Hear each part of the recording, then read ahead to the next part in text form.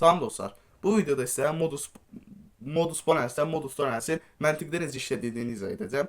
İlk olaraq modus toleransı izah edəm. Modus toleransı biz birinci önərmədə şərti və nəticəni qoyuruq. İkinci önərmədə nəticənin baş vermədiyini deyirik. Üçüncü önərmədə isə şərtin baş vermədiyini deyirik.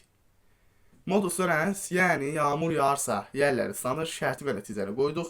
İkinci önərmədə isə nəticənin baş vermədiyini dedik, yerlər ıslanmayıb, bu nəticə də baş verməyib. Üçüncü önərmədə isə şərtin baş verdiyi, yəni yağmurun yağmadığını deyir. Məsələn, yağmur yağarsa yerlər ıslanır, birinci önərmə.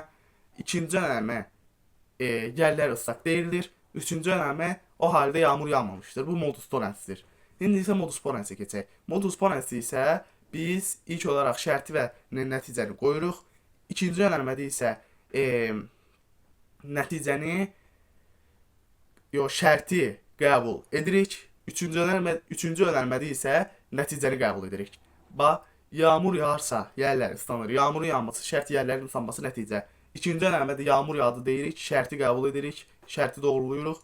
Üçüncü önərmədə isə o halde yerlər ıslaq deyirik və nəticəni doğruluyuruq.